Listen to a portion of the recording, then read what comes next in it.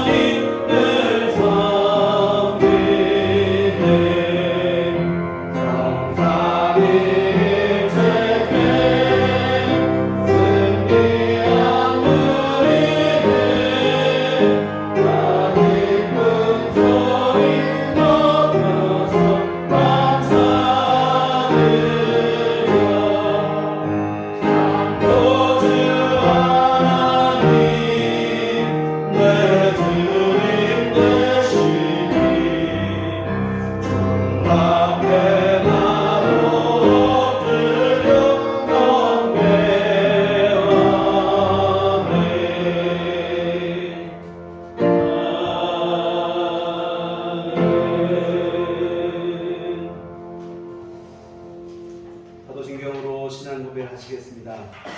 전능하사 천지를 만드신 하나님 아버지를 내가 믿사오며 그의 아들 우리 주 예수 그리스도를 믿사오니 이는 성령으로 잉태하사 동정녀 마리아에게 나시고 금리요 빌라도에게 고난을 받으사 십자가에 못 박혀 죽으시고 장사한 지 4년에 죽은 자 가운데서 다시 살아나시며 하늘에 오르사 전능하신 하나님 우편에 앉아 계시다가 저리로서 산 자와 죽은 자를 심판하러 오시리라. 너희는 믿사오며 거룩한 공예와 성도가 서로 교통하는 것과 죄를 사하여 주시는 것과 몸이 다시 사는 것과 영원히 사는 것을 믿사오나이다. 아멘. 성시교독은 교독문 29번입니다.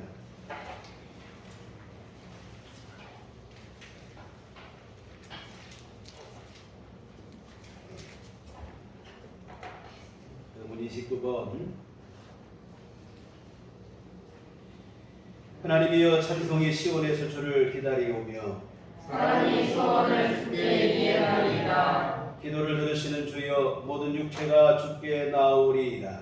죄악이 나를 이겼사오니 우리의 허물을 주께서 사하시리이다. 주께서 택하시고 가까이 오게 하사 주의 뜻을 살게 하신 사람은 복이 있나이다. 우리가 주의 짓고 주의 성전의 아름다움으로 만족하리이다. 땅을 돌보사 물을 내어 신이 택하게 하시며 하나님의 강에 물이 가득하게 하시고 이같이 땅을 예비하신 이에 그들에게 곡식을 주시나이다. 초장은 양떼로 옷 입었고 골짜기는 곡식으로 덮였음에 그들이 다 즐거이 외치고 또 노래하나이다. 아멘. 성경은 찬송가 4장입니다.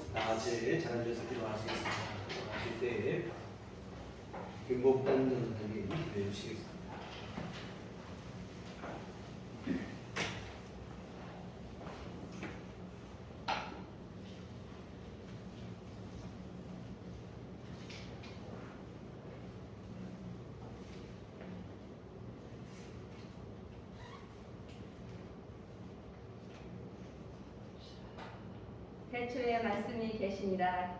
이 말씀이 하나님과 함께 계셨으니 이 말씀은 곧 하나님이시니라.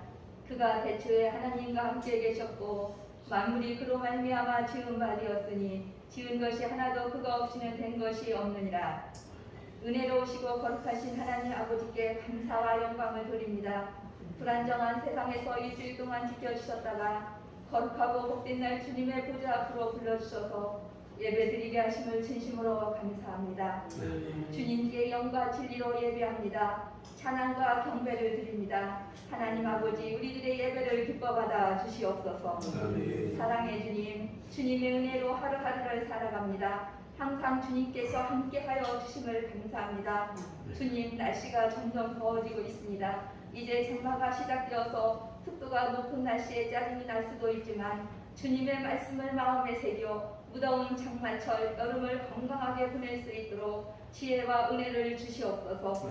우리는 주님의 은혜로 살아가는 주님의 자녀입니다. 주님의 말씀대로 구별된 삶을 살아가게 하여 주옵소서. 우리들의 마음과 생각과 행함을 지켜주시다. 우리들의 모든 삶이 빛과 소금의 역할을 잘 감당하게 하여 주옵소서. 그리하여 하나님이 늘 기뻐하시는 거룩한 삶을 살아가게 하여 주시옵소서. 주님의 말씀을 갈망하고 주님의 은혜를 갈망하고 사모합니다. 주여 인도하여 주옵소서. 주님, 우리들 교회 모든 성도님들 무더운 여름철에 영육간의 건강을 지켜 주옵소서. 몸이 불편하신 성도님들, 교회에 나오고 싶어도 못 나오는 성도님들께 주님께서 함께하여 주셔서 가정에서 온라인 예배 드릴 때 말씀이 깨달아지고 믿어져서 주님의 온전하신 은혜에 거하게 하시고 늘 믿음으로 살아가게 하여 주옵소서. 마음에 어려움 당한 성도님이 계시면 주님께서 그 마음의 깊은 곳까지 어루만져 주셔서 아픔을 잘 이길 수 있도록 주님의 평안을 누리게 하여 주옵소서. 기쁨으로 충만케 하여 주옵소서. 우리가 하루하루를 살아갈 수 있게 힘을 주시는 하나님 아버지, 주님만 의지하고 바라봅니다. 주님, 답답한 우리들의 심령에 성령 충만으로 역사하여 주옵소서. 우리들의 영이 희미하지 않고 주님의 영으로 충만하여서 기쁨으로 살아갈 수 있게 하여 주옵소서. 주님, 우리들 교회를 위해 기도합니다. 주님 우리들 교회 기억하여 주옵소서. 주님 우리 교회가 전도하려고 힘쓰고 있습니다. 기도로 준비하고 세상으로 나가서 전도할 때 전도의 길이 막히지 않게 하여 주시고 전도의 문이 활짝 열어 주시옵소서. 주님 전도의 문이 열매를 많이 맺게 하여 주옵소서. 전도의 영적 전쟁에서 늘 승리하게 하여 주옵소서. 우리들 교회 예배당 빈자리를 채워 주옵소서. 우리들 교회를 이 모양 저 모양으로 복을 내려 주옵소서. 우리들 교회 온 성도님들이 거듭나서 전도의 기쁨이 충만한 삶으로 늘 하나님 아버지께 영광 돌리게 하여 주옵소서. 담임 목사님을 위해 기도합니다. 목사님 무더위 속에서 땀 흘리시며 교회와 성도님들을 위해 날마다 기도하시고 말씀 준비하실 때마다 피곤치 않게 하여 주옵소서.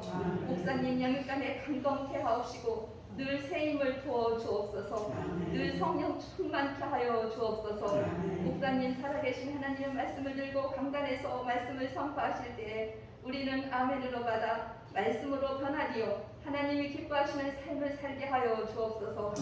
더없지만 감사함으로 주님만 증거하게 하시고 늘 성령 충만한 삶으로 한 주간도 승리하게 하여 주옵소서.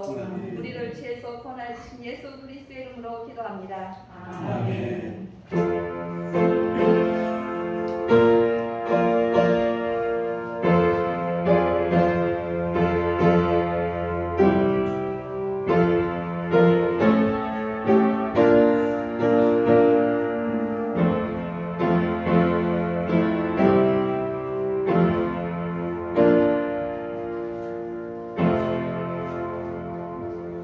저희가 같이 기도하시겠습니다.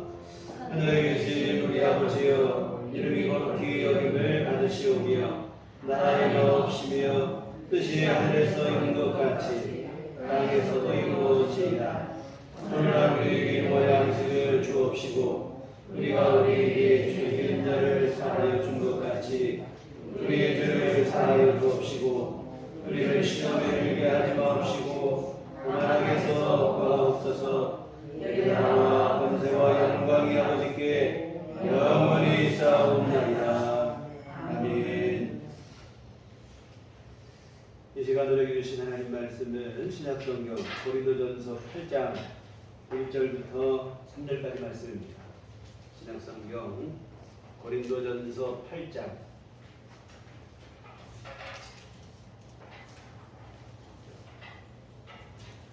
1절부터 3절까지 말씀 보시겠습니다.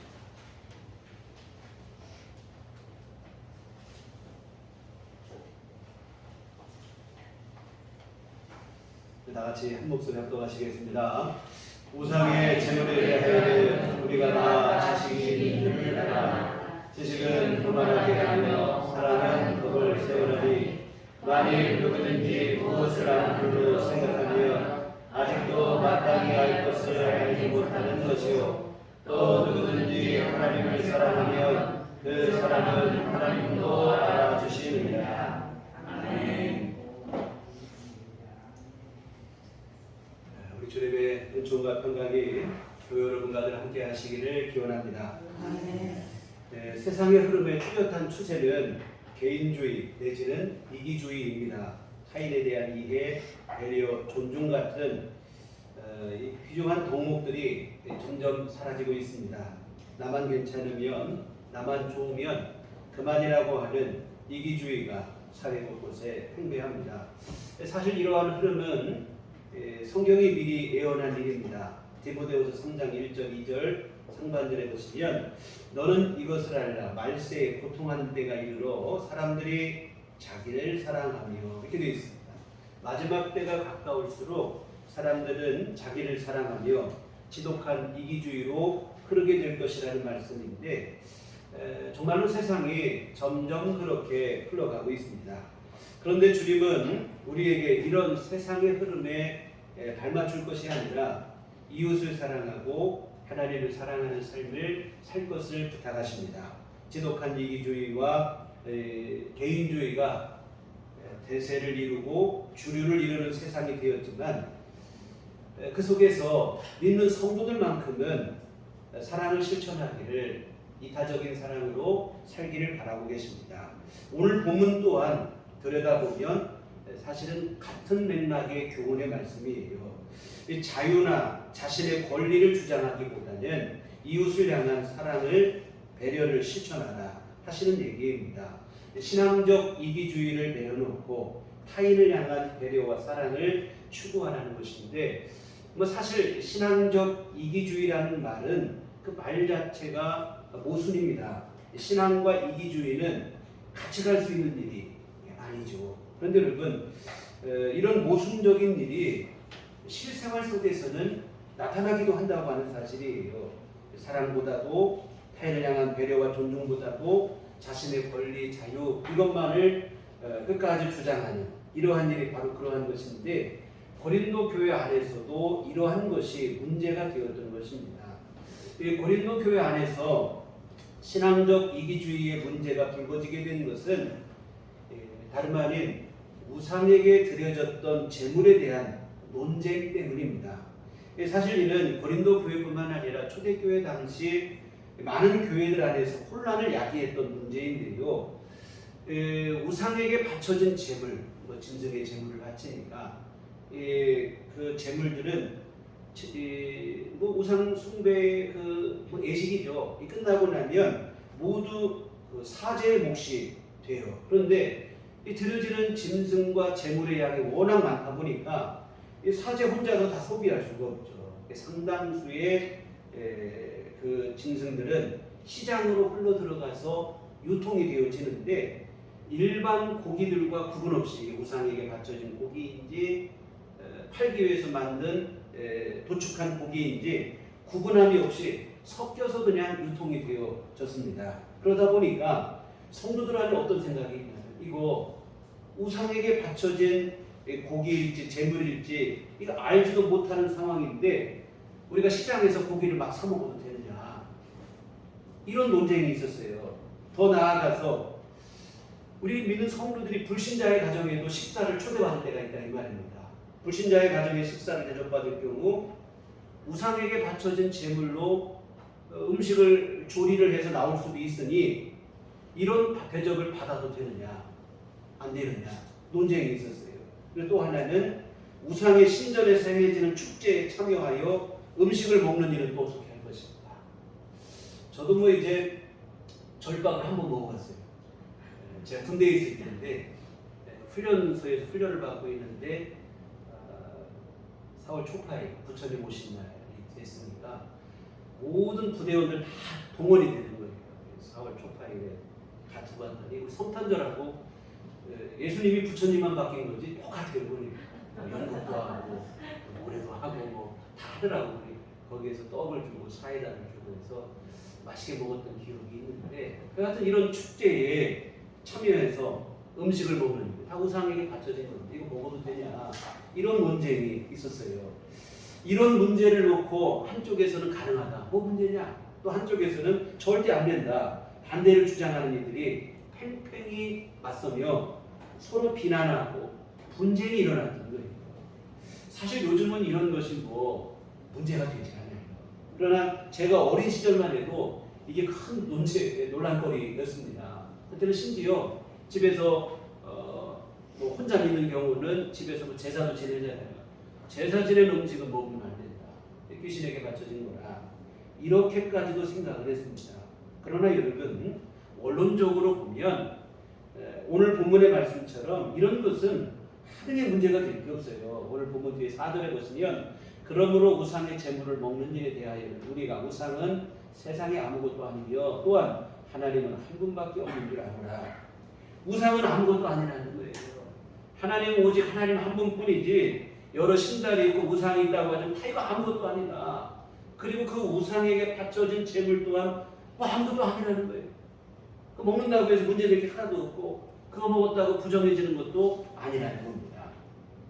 여러분, 오늘 본문과는 조금 경우가 다르지만 예수님께서도 먹는 것이 사람을 부정하게 하는 것은 아니라는 말씀을 분명하게 하셨어요. 마태복음 15장 17절 20절에 보면, 입으로 들어가는 모든 것은 배로 들어가서 뒤로 버려지는 줄 알지 못하느냐. 입에서 나오는 것들은 마음에서 나오나니 이것이야말로 사람을 더럽게 하느니라. 마음에서 나오는 것은 악한 생각과 살인과 간음과 음란과 도둑질과 거짓 증언과 비방이니 이런 것들이 사람을 더럽게 하는 것이요 씻지 않은 손으로 먹는 것은 사람을 더럽게 하지 못하느니라. 씻지 않은 손으로 음식을 막 시장하니까 먹었어요, 제자들이. 그랬더니 바리새인과 서기관들이 부정하다 비난을 했을 때 예수님이 그들을 향해 하신 말씀이에요. 씻지 않은 손으로 음식 먹었다고 그게 사람을 부정하게 하는 거 아니라는 거예요. 진짜 부정한 것은 그 마음에서 나오는 것이지 들어가는 게 아니라는 거예요. 속에 있는 악한 생각, 추한 생각, 이게 그 사람을 더럽게 하는 것이고 부정하게 한다. 아무리 깨끗한 손으로 정갈한 음식을 먹는다고 해도 그 사람이 부정과 악독과 음행을 행하고 있다면 그 사람이 부정한 사람이다. 이 얘기예요. 여러분, 음식이 사람을 부정하게 하지 못합니다. 오늘 본문에서도 마찬가지예요. 우상에게 드려진 재물을 먹었다고 해서 그것이 그 사람을 부정하게 하는 것, 그렇지 않습니다. 우상은 아무것도 아니고 당연히 그에게 드려진 재물도 아무것도 아닙니다. 8절에 보면 음식은 우리를 하나님 앞에 내세우지 못하나니 우리가 먹지 않는다고 해서 더 못 사는 것도 아니고 먹는다고 해서 더 잘 사는 것도 아니니라. 여러분, 그저 음식에 불과할 뿐이에요. 그 음식으로 인해 부정해지는 것도 아니고 안 먹었다고 또 온전해지는 것도 아니라는 거예요. 그러니 우상에게 드려졌다는 이유로 금기시할 이유가 없다는 것입니다. 그러나 문제는 이것으로 다 정리가 되는 게 아니고 이러한 신앙적 지식이 누구에게나 있는 것이 아니었다고 하는 것이 문제였습니다. 7절에 보시면 그러나 이 지식은 모든 사람에게 있는 것은 아니므로 어떤 이들은 지금까지 우상에 대한 습관이 있어 우상의 제물로 알고 먹는 거로 그들의 양심이 약하여지고 더러워지느니라. 여러분, 고린도 교회는 이제 막 믿기 시작한 교회입니다. 모든 사람이 다 우상에 드려진 재물 아무것도 아니고 먹어도 되고 이러한 신앙적 수준에 이른 것이 아니라 이 말. 그런 사람도 있지만 아직 연약한 믿음의 상태인 사람들이 있기 마련이에요. 이런 사람들은 아직 우상의 재물을 먹는 문제에 있어서 마음속에 꺼름직한 거예요. 남들 먹으니까 나도 먹을까? 먹고 나서는 마음속에 자기도 모르게 그냥 죄책감이 들고 이런다는 거예요. 사실 아무것도 아닌데도 불구하고. 여하튼 이런 문제들이 있어요. 그래서 시장에서 고기를 사먹는 것조차도 이거 우상에게 드려진 재물을 어떡하냐? 나 못 사먹겠다. 이런 주장들이 있었던 것입니다. 이에 바울 사도께서는 뭐냐면 그런 사람들을 위해서 조심하라는 거예요. 9절에 보시면 그런즉 너희의 자유가 믿음이 약한 자들에게 걸려 넘어지게 하는 것이 되지 않도록 조심하라. 나는 뭐 다 알고 있다. 신앙적 지식을 뽐내며 이거 먹는 거 뭐 문제냐. 자유롭게 먹을 게 아니라는 거예요. 믿음이 연약한 성도들을 실족하게 할 수도 있는 일이니 조심하라. 아직 믿음이 연약한 자들을 사랑으로 배려하라. 뭐 먹어도 괜찮고 사실 먹어도 괜찮죠. 그렇다고 해서 막 마음대로 자유롭게 그렇게 하지 말라는 거예요. 사랑하는 성도 여러분, 예수 믿는 성도 그리스도인의 언행의 기준이 되는 것은 단지 옳고 그름을 분명하게 분별하는 지식만이 아니라는 사실을 알았으면 좋겠습니다. 그보다 더 중요한 게 있으니 바로 뭐냐면 사랑입니다. 오늘 1절을 보시면 우상의 재물에 대하여는 우리가 다 지식이 있는 줄 아냐. 지식은 교만하게 하며 사랑은 덕을 세운다는 거예요. 지식은 교만하게 하지만 사랑은 덕을 세운다는 거예요. 여러분, 우상의 재물을 먹는 건 아무것도 아니니 자유롭게 먹어도 상관없다고 하며 아무렇게나 막 먹었다고 가정을 해보세요. 지식적으로야 문제될 게 없죠. 신앙에 문제될 게 없어요. 그러나 이런 문제는 아직 그 정도의 믿음의 수준에 이르지 못한 사람들입니다. 우상의 재물을 아무렇게나 먹는 모습을 보고 시험 줄 수 있다고 하는 사실입니다. 어떻게 예수 믿는 사람이 그럴 수 있나? 그렇다면 한 영혼을 실족시킬 수도 있는 일이 되고 그렇게 되면 이건 문제가 없는 게 아니라 문제가 있는 거예요. 문제가 되는 거라는 것입니다. 이런 경우 우리가 어떻게 해야 될 것인가? 단순히 그냥 지식적인 옳고 그름만을 주장하며 다른 사람 상관하지 않고 뭐가 문제되느냐? 그렇게 먹을 게 아니라는 거예요. 사랑으로 해야 한다는 것입니다. 아직 믿음이 연약한 심령을 위해서 먹을 수 있지만 스스로 절제할 수 있어야 된다는 거예요. 이 가식과 이손이 아니에요. 가식적으로 그러라는 얘기가 아니고 그 사람을 향한 배려로서 진심 어린 사랑으로 그렇게 해야 된다는 겁니다. 그렇지 않으면 앞에서 말씀드린 신앙적 이기주의가 되는 거예요. 여러분, 아직 연약한 믿음의 사람의 눈높이에 맞출 수 있어야 돼요. 다소 불편할지라도 연약한 사람의 그 신앙의 정도가 기준이 되고 거기에 맞춰야 돼요. 뭐 쩍쩍거리면서 이게 옳으니 저게 옳으니 신앙적 지식을 뽐내는 것은 곤란합니다. 2절에 보면 만일 누구든지 무엇을 아는 줄로 생각하면 아직도 마땅히 알 것을 알지 못하는 것이요.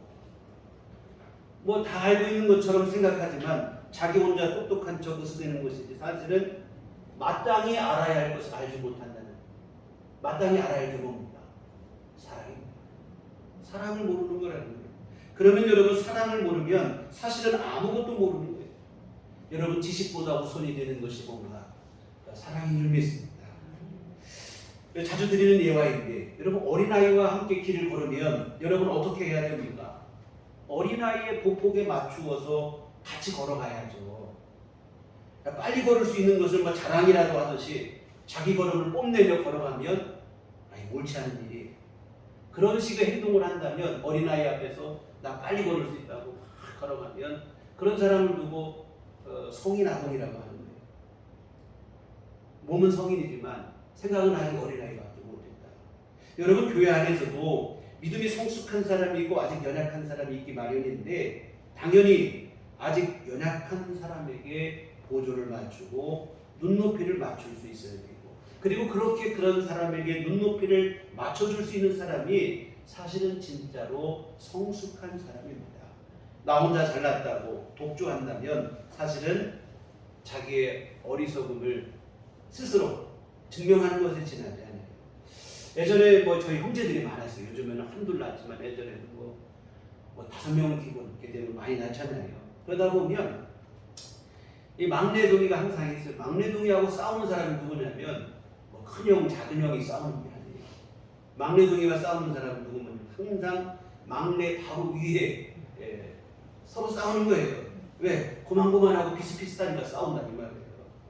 여러분, 우리가 연약한 사람들 앞에 자신을 뽐내고 왜 그 앞에 이러는 것은 마치 그와 똑같은 일이에요. 혼자 똑똑한 척하지만 사실은 나도 그 수준밖에 안 된다는 것을 스스로 증명하는 것에 지나지 않습니다. 고린도 교회 성도들이 그러했다는 거예요. 우상에게 바쳐준 재물을 먹어도 되느냐 안 되느냐 하는 문제로 서로 그냥 논쟁을 하고 분쟁을 하고 했습니다. 한쪽은 성숙한 믿음을 내세우며 먹어도 상관없다는 주장을 했어요.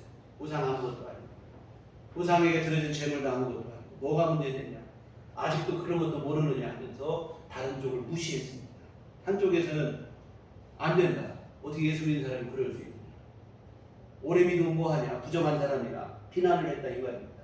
그런데 여러분, 다른 건 다 그만두고 이 문제를 가지고 서로 싸웠다고 하는 사실 자체로 사실은 둘 다 성숙하지 못함을 증명하는 거예요. 진짜로 한쪽이 성숙한 사람 같으면 이런 문제로 싸우지 않죠. 자기를 주장하며 싸울 것이 아니라 사랑으로 믿음이 연약한 자들을 배려하겠죠. 모든 것에 자유할 수 있는 자기 권리를 스스로 포기하고 믿음이 연약한 그들을 배려하고 기다려주고 했겠죠. 그런데 이 문제로 서로 그냥 막 혼란스럽게 싸웠어요. 이것은 둘 다 성숙하지 못하다는 반증입니다. 여러분, 성숙한 사람은 자기를 주장하는 게 아니라 타인을 배려하며 사랑을 베풀게 되어 있습니다. 이와 같은 바울 사도께서는 자유롭게 먹어도 그거 문제될 것은 없지만 그렇다고 해서 자유롭게 막 먹고 마셔도 안 된다는 것을, 이게 바울 사도의 입장입니다. 사랑으로 마땅히 먹을 수 있지만 절제할 수 있어야 된다는 거예요. 연약한 자를 향한 배려와 사랑으로 자기 권리, 자기 자유를 스스로 내려놓을 수 있어야 된다는 거예요.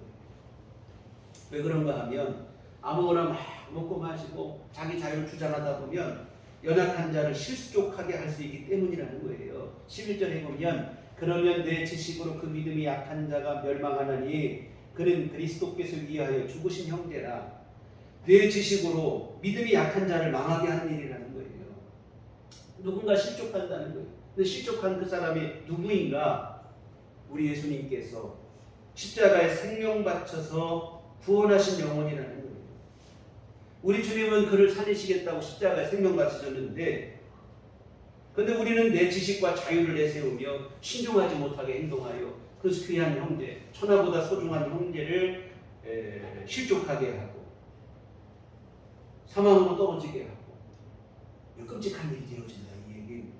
12절에 보시면 이같이 너희가 형제에게 죄를 지어 그 약한 양심을 상하게 하는 것이 곧 그리스도에게 죄를 짓는 것입니다. 이렇게 되면 그 형제에게만 죄를 짓는 게 아니라 그를 위해 대신 죽으신 예수님께 죄를 짓는 일이라는 거예요. 여러분, 이게 얼마나 무서운 일입니까? 나를 위해 대신 죽어주신 예수님이십니다. 그 예수님의 십자가 은혜로 우리가 새 생명을 누리고 구원받고 살아가요.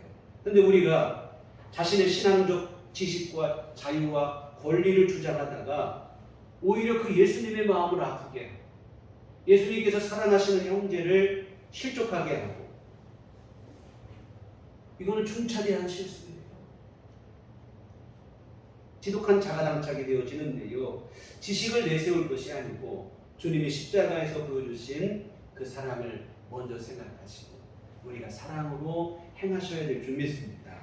그래서 믿음이 연약한 형제를 배려하는 차원에서 마땅한 권리일지라도 스스로 포기할 수 있어야 돼요.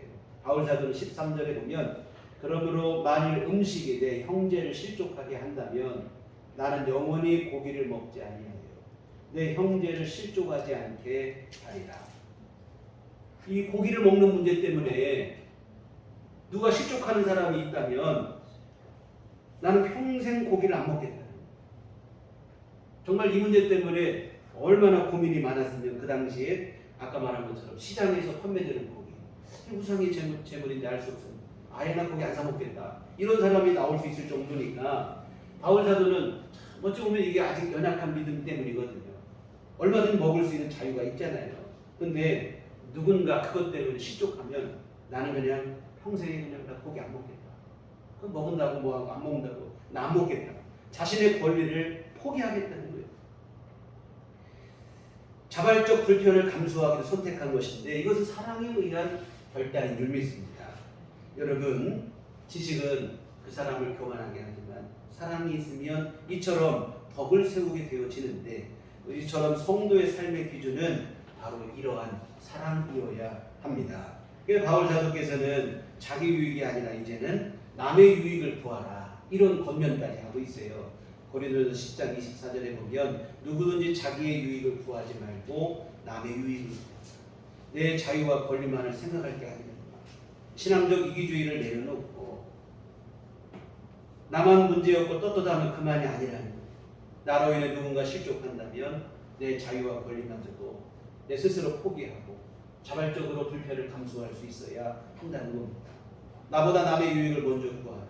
이게 바로 사랑이고, 이러한 사랑이 있을 때 그 사랑이 진짜 성숙한 신앙을 대변해 주는 것인 줄 믿습니다. 신앙적 지식이 아니라 사실은 사랑의 실천이 그 사람의 성숙한 믿음을 대변하는 거예요. 나의 말과 행동으로 인해 누군가 실족할 수도 있는 일입니다. 나는 떳떳한데, 나는 당당한데, 그러면 그만인가? 아니라는 거예요. 나는 떳떳하니까 괜찮다고 하는 내 주장과 자유가 누군가를 실족하게 한다면 절대로 괜찮은 일이 아니야, 이 말입니다. 주님께서 피값으로 사신 한 영혼을 실족시키는 끔찍한 일로 우리 주님은 이러한 일을 철저히 금하셨어요. 마태복음 18장 6절에 보면 누구든지 나를 믿는 이 작은 자 중 하나를 실족하게 하면 차라리 연자맷돌이 그 목에 달려서 깊은 바다에 빠뜨려지는 것이 나으니라. 여러분, 바다에 그냥 빠져도 죽을 사람이 대다수예요. 그런데 연자맷돌을 목에 달고 바다에 빠져라, 이거는 죽으라는 얘기랑 똑같은 얘기예요. 다른 누구를 실족시키는 차라리 죽는 게 낫다는 말씀인데, 여러분, 나만 떳떳하면, 나만 당당하면, 나만 괜찮으면 그만이 아니에요. 연약한 형제와 자매를 실족하지 않게 세심하게 배려해야 됩니다. 사실 이 목회자로서 참 늘 이런 면이 조심스럽습니다. 제가 어릴 때만 해도 목사님들은 화장실도 안 가는 줄로 알았을 정도로 목회자에 대한 과도한 환상이 있었어요. 물론 지금은 그 정도까지는 아니지만 여전히 목회자에 대한 그런 시각, 환상이 있기 마련인데 그러다 보니까 늘 조심스러울 수밖에 없어요. 설교를 하는 것은 물론이고 특히 어려움 당한 성도님들을 위로하기 위해서 신방을 할 때라든지 그때 무슨 말을 해야 될까? 혹시라도 상처가 되지 않을까? 늘 조심스러워. 사석에서 일반적인 대화를 나누는 일도 그렇고 특히 이성의 성도님들을 대할 때는 더더욱 조심스럽고 그냥 볼 때는 편하게 말을 하고 행동하는 것처럼 보일 수도 모르겠지만 늘 마음속에 그 생각을 해요. 너라도 상처받을 사람은 없을까? 내 이 한마디 말 때문에 이 행동 때문에 소외감을 느낄 사람은 없을지 늘 생각하고 고민을 합니다. 그렇다고 이게 가식적으로 이선적으로 한다는 건 아니고요. 정말로 나의 말과 행동 하나로 누군가 실족하면 어쩌나 실망하면 어쩌나 하는 진심 어린 그 조심스러움으로 하는 일인데요. 물론 이러한 일들이 때로는 불편하기도 하지요. 그러나 목회자라면 당연히 감수해야 될 몫이라고 생각을 하는데요. 어디 여러분 이게 목회자만 그렇겠습니까? 교회 안의 성도들 모두 이런 마음으로 우리가 서로를 대할 때 정말 우리가 말 한마디 행동 하나 할 때 이런 조심스러움이 우리에게 있어야 될 줄 믿습니다. 사랑하는 성도 여러분, 어떻게든 한 영혼이라도 상처받지 않고 실족하지 않게 하기 위해서 자기를 낮추는 것이 진정으로 성숙한 믿음인데 예수 믿는 성도의 삶의 기준은 오직 이 십자가 사랑이어야 합니다. 그래서 무슨 결정을 할 때, 무슨 말을 할 때, 무슨 행동을 할 때 우리 스스로에게 물었으면 좋겠습니다. 나는 지금 이 일을 사랑으로 하고 있는가? 솔직한 심정으로 물어야 돼요. 자신에게 나 진심으로 사랑으로 이것을 하고 있는가? 여러분은 어느 것도 사랑보다 앞설 수는 없어요. 바울 사도께서는 이러한 사랑의 실천을 위해서 자신의 자유뿐만 아니라 당연한 권리마저도 포기했다고 얘기합니다. 오늘 뒤에 있는 고린도서 9장이 바로 그 얘기인데 어떤 얘기냐면 바울 사도께서는 자비량 선교를 감당을 했어요. 어떻게든 교회에 부담을 주지 않기 위해서 힘겨운 전도 여행 중에도 천막 짓는 일에 종사하여 모든 비용을 스스로 충당을 했습니다. 교회로부터 마땅히 받을 수 있는 생활비에 대한 권리를 주장하지 않고 무보수로 사역을 했습니다. 사실 여러분 이게 일을 하면서 목회를 한다는 게 쉬운 일이 아니죠. 목회에만 전념해도 어려운 것이 목회인데 생활비를 충당하기 위해서 일까지 병행한다고 하는 것은 쉬운 일이 아니죠. 그런데 바울 사도는 그 어려운 일을 자원하여 감당했다는 거예요. 이유는 고린도 교회와 성도들을 향한 사랑 때문입니다. 그런데 여러분 참 안타까운 것은 뭐냐면 이처럼 바울 사도는 교회를 위해서 당연한 자신의 권리마저 포기하고 사랑을 실천했는데 고린도 교회는 오히려 그 문제를 가지고 바울 사도를 비난하고 판단하고 그렇게 했어요. 뭐냐면 생활비를 요구하지 않는 바울 사도에 대해서 고린도 교회 성도들은 이런 오해를 했습니다. 왜 정당한 사례비를 생활비를 요구하지 않겠느냐? 바울 사도가 정식 사도가 아니기 때문에 그렇다는 거예요. 요즘으로 말하면 정식으로 교단에서 안수를 받은 목사가 아니라 이 말입니다. 정식으로 목사 안수를 받았으면 왜 요구하지 않겠느냐? 자기 스스로 뭔가 찔리는 구석이 있으니까 요구하지 않는 것이다. 그러니까 바울 사도의 사도직에 대해서 의혹을 제기하는 거예요. 정식 사도가 아니다. 참 이렇게 억울할 수가 없죠. 교회와 성도들에게 부담을 주지 않기 위해서 자기는 스스로 자기 권리를 포기하고 불편을 감수한 것인데 오히려 되지도 않는 투집을 잡고 바울 사도를 오해를 하고 있으니 말입니다. 이에 바울 사도는 먼저 고린도서 9장에 보면 자신의 사도직을 변호합니다.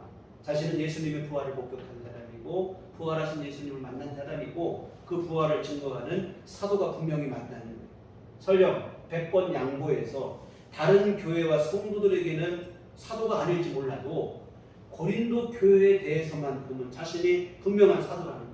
왜? 자신의 전도에 의해서 세워진 교회이고 예수 믿게 된 성도들이기 때문에 그렇습니다. 다른 교회와 성도들에게는 몰라도 고린도 교회 성도들에게만큼은 자신이 분명히 사도가 맞다는 거예요. 그리고 다음으로는 왜 그러면 당연한 사도, 정식 사도인데 왜 마땅한 권리의 생활들을 요구하지 않았느냐, 그 이유를 밝히는데 9장 12절에 보면 다른 이들도 너희에게 이런 권리를 가졌거든 하물며 우리가 뭐냐, 그러나 우리가 이 권리를 쓰지 아니하고 범사에 참는 것은 그리스도의 복음에 아무 장애가 없게 하려 함이로다. 고린도 교회 안에서 복음이 지장을 받지 않기 위해서 자기가 권리를 스스로 포기했다는 거예요. 복음을 전하는데 혹시라도 교회 안에서 문제가 발생할까봐 아직까지 연약한 교회고 믿음이 연약한 성도들이니 그들을 향한 사랑의 배려로 자신의 마땅한 권리를 스스로 포기하고 행사하지 않았다는 겁니다. 참 위대한, 참 존경받을 만한, 박수받을 만한 희생이고 헌신이고 사랑이죠. 근데 이런 희생과 사랑에 대한 대가가 아까 말씀드린 것처럼 너무 고약한 정식 사도가 아니니까 그러지 왜 그러겠느냐, 되지도 않는 오해를 받았습니다.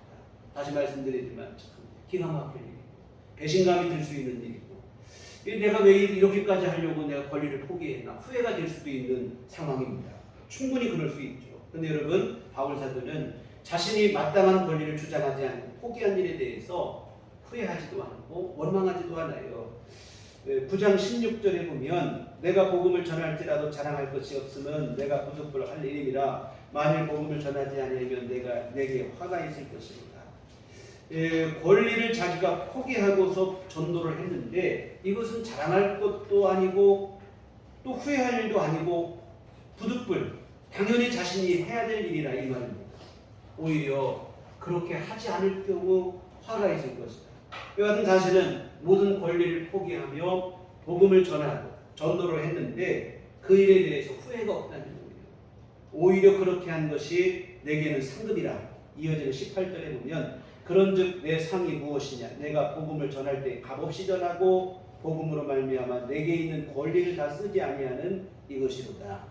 권리를 포기하고 전도하고 마땅히 쓸 수 있는 권리를 스스로 내려놓은 것, 이것이 나에게 상급이라. 이 배신감이 들 정도로 말도 안 되는 오해를 받았습니다. 후회스럽죠. 원망스러울 수도 있고. 우리가 좋은 의도로 했던 일이 괜한 오해를 받을 경우 처음에 좋은 마음이 오히려 분노로 변하는 경우가 있어요. 그런데 바울 사도는 그렇지 않아요. 끝까지 자신의 선택에 대해서 스스로 만족하고 있습니다. 후회스럽지 않아요. 이게 내 자랑이고 상급이다. 여러분, 이와 같은 바울 사도의 자세, 이게 바로 진짜로 성숙하고 진정한 그 믿음이 되어지고 신앙의 모범이 되어진다는 것을 우리가 알았으면 좋겠습니다. 자기 지식을 내세우고 권리를 주장하고 이런 신앙적 이기주의는 곤란하다 이 말입니다. 스스로 뭔가 알고 있다고 주장하지만 사실은 진짜로 알아야 될 사랑을 모르는 우매한 일에 지나지 않습니다. 예수님의 마음으로 사랑을 실천할 수 있을 때 이게 진정한 성숙한 믿음이 되어지겠죠. 사랑하는 성도 여러분, 오늘 본문은 예수 믿는 성도들에게 신앙생활의 기준이 되는 덕목을 제시하는 말씀입니다. 바로 사랑이에요. 지식에 의한 자유를 주장할 게 아니라는 거예요. 마땅한 권리일지라도 무조건 하고 주장할 것도 아니라는 거예요. 자유와 권리를 주장하기보다는 사랑으로 해요. 이웃을 향한 사랑과 배려가 있어야 된다는 거예요. 내 권리와 자유만 주장할 일이 아니라 오히려 스스로 포기한 게 더 낫다. 물론 내 권리를 내세우고 자유를 주장하면 편할 수 있겠죠. 그러나 여러분, 자칫하면 우리의 이웃을, 특히 믿음이 연약한 형제를 실족하게 하고 무너지게 할 수도 있는 일이라는 거예요. 신앙적 이기주의의 폐해가 바로 여기에 있는 것입니다.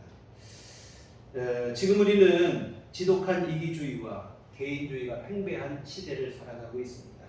그러나 여러분, 예수 그리스도의 십자가 희생을 통해 구원받은 성도들만큼은 이러한 흐름에 영합할 것이 아니고 주님의 마음으로 사랑을 실천할 수 있어야 됩니다. 개인의 유익과 편리보다 타인을 향한 배려와 이해를 먼저 실천해야 할 것입니다. 바울 사도께서는 고린도전서 8장부터 시작된 이 문제에 대한 결론을 이렇게 내고 있습니다. 고린도전서 10장 33절에 나와 같이 모든 일에 모든 사람을 기쁘게 하여 자신의 유익을 구하지 아니하고 많은 사람의 유익을 구하여 그들로 구원을 받게 하라. 신앙적 이기주의가 아닌 이타적인 실천을, 사랑의 실천을 통해서 우리의 이웃들로 하여금 구원을 받게 해야 한다는 것입니다. 시작은 사랑의 문제였는데 결론은 구원의 문제로까지 연결을 시키고 있어요. 여러분, 맞는 얘기입니다. 여러분, 지식과 자유와 권리를 주장하는 신앙적 이기주의로는 생명을 살릴 수가 없어요. 우리 예수님께서 모든 영광을 뒤로하시고 십자가를 지실 때 비로소 이 땅에 생명이 주어진 것처럼 생명에 대한 사랑으로 내 권리와 자유를 스스로 포기할 수 있어야 그때 우리 주변에서 생명이 살아나는 일들이 일어나게 될 줄 믿습니다. 내 권리를 주장하고 내 자유를 주장하고 나는 뭐 이렇게 하다 보면 내 자존심은 살 수 있을지 모르겠으나 주변에 생명이 살아나지 못해요. 내 스스로 권리를 내려놓고 오히려 눈높이를 맞추고 낮아질 때 사랑으로 배려하고 이해하고 존중할 때 생명이 살아나요. 그리고 이렇게 사랑을 실천하는 사람이 사실은 진정으로 성숙하고 큰 믿음의 사람입니다. 짧은 지식으로 자기 권리와 자유를 주장하는 것은 오히려 자신의 요란한 빈 수레임을 증명하는 것에 지나지 않습니다. 사랑하는 성도 여러분, 사랑으로 말하고 사랑으로 행하시기 바랍니다. 교회에서도 가정에서도 특히 안 믿는 이웃과 친구와 직장 동료 사이에서 더욱 사랑으로 말하고 행하시고 배려하고 존중하시기를 부탁을 드립니다.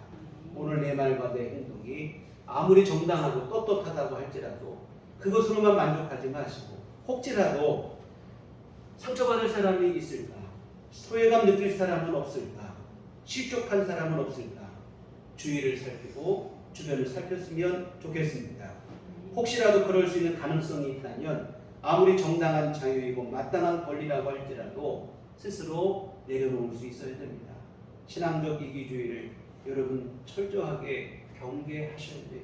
이런 식의 지식은 오늘 말씀처럼 교만에 빠지게 할 따름입니다. 덕을 세우는 것은 오직 사랑뿐입니다. 이타적인 사랑으로 타인을 배려하고 존중하고 이해할 수 있어야 됩니다. 그럴 때 여러분으로 인해 여러분의 주변에 생명이 살아나는 영광스러운 일이 가능하게 되어집니다. 이타적인 사랑의 실천, 십자가 사랑의 실천, 하나님께는 영광이 되는 일이고 우리 주변 이웃에게는 생명이 되는 일이고 우리에게는 그것이 진짜로 복이 되어지는 일입니다. 사랑으로 생각하시고 사랑으로 말하시고 사랑으로 행동하시고 정말 이러한 사랑의 실천을 행하시는 우리들 교회 온 교우들 되시기를 주님의 이름으로 축원합니다. 하나님 아버지, 무한하신 사랑으로 우리를 죄에서 건져주시고 구원하시니 감사드립니다. 우리를 살리시겠다고 예수님은 하늘 영광 뒤로 하시고 십자가지로 이 땅에 오시고 정말 거룩하신 온전하시고 완전하신 예수님이 우리의 모든 죄를 대신 지고 십자가의 생명과 대신으로 우리를 구원하신 줄 믿습니다. 이 사랑을 입고 우리 살아가고 우리도 하나님 정말 주님 앞에 옳고 그름만을 내세울 것이 아니라 내 지식과 권리를 내세우고 자유를 내세울 것이 아니라 사랑하라 하신 주님의 말씀에 불복하게 하여 주시옵시고 이 귀한 사랑으로 모든 이들을 섬기며 배려하고 존중할 수 있도록 도와주시옵소서. 그리하여 하나님께 영광을 돌리고 우리 주변 이웃은 우리의 사랑의 헌신과 섬김을 통하여 예수님을 알게 되고 생명을 누리게 되는 귀한 일들이 일어나게 하여 주시옵소서. 예수님 이름으로 기도했습니다. 아멘. 찬송가 218장 공부하시겠습니다.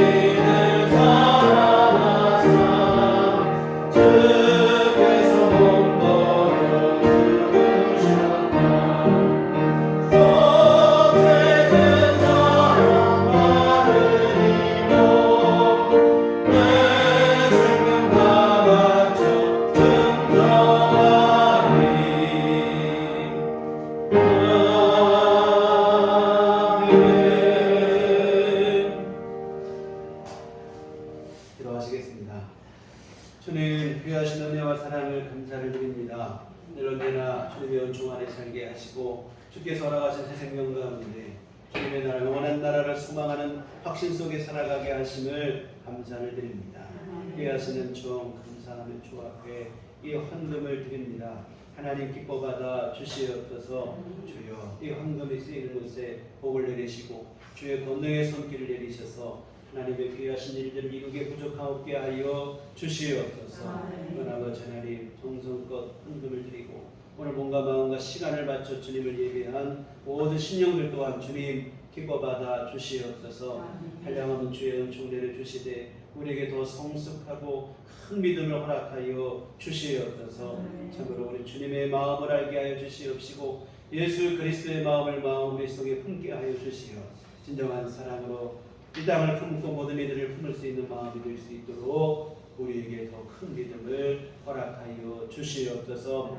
하나님 아버지 또한 주님 앞에 간절히 구하옵기는 우리 늘 주님 앞에 구하는 모든 기도를 주님이 하시는 줄 믿사오니 우리 형편과 처지를 주께서 누구보다 잘 아시고 우리에게 무엇이 필요한 줄 아시오니 주여 우리 주님의 은혜를 구하는 모든 이들에게 주의 은총을 베풀어 주시옵시고 우리 삶 속에 필요한 모든 것을 주께서 채우시는 귀한 은총을 베풀어 주시옵소서.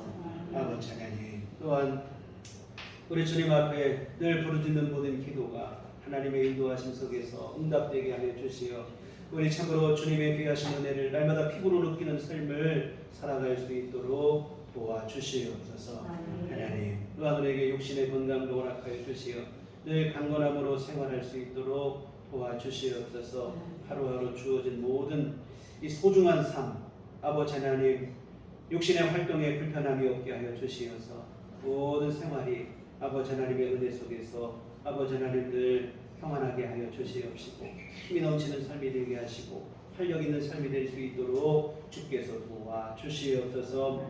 하나님 아버지 또한 코로나와 또한 전쟁으로 인한 고물가 속에서 많은 이들이 경제적인 어려움을 호소하고 있습니다. 우리 하나님 아버지 긍휼을 베풀어 주시옵소서.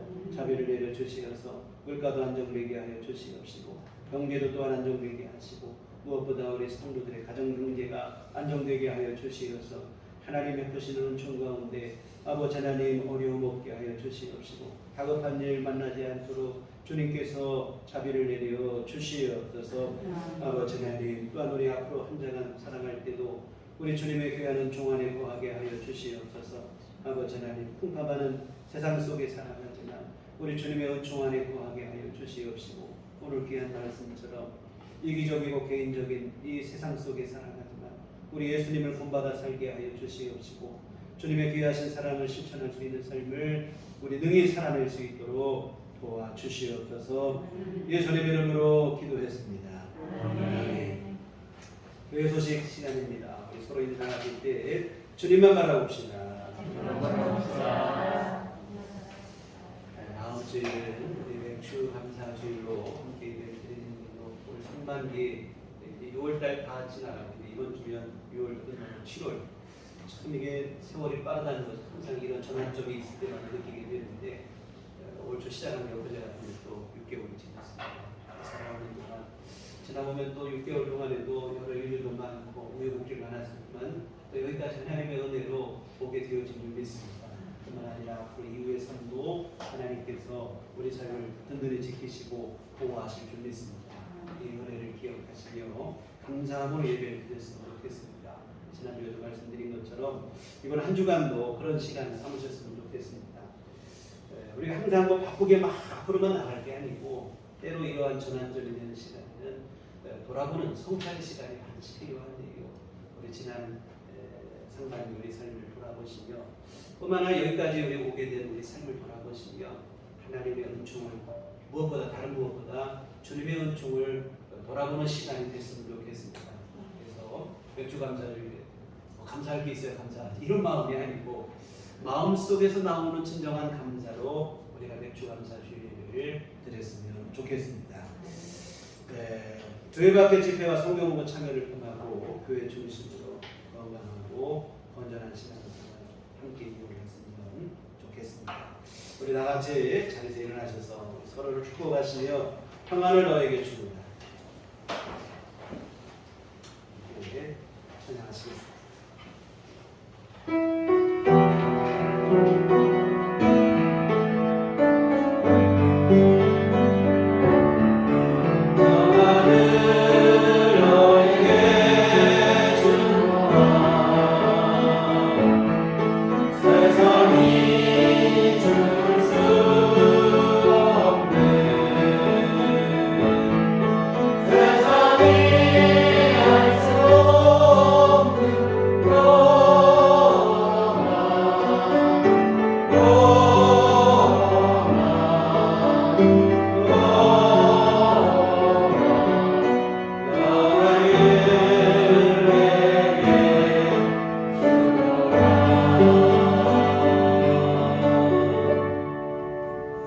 오직 성령이 너희에게 임하시면 너희가 권능을 받고 예루살렘과 온 유대와 사마리아와 땅 끝까지 이르러 내 증인이 되리라.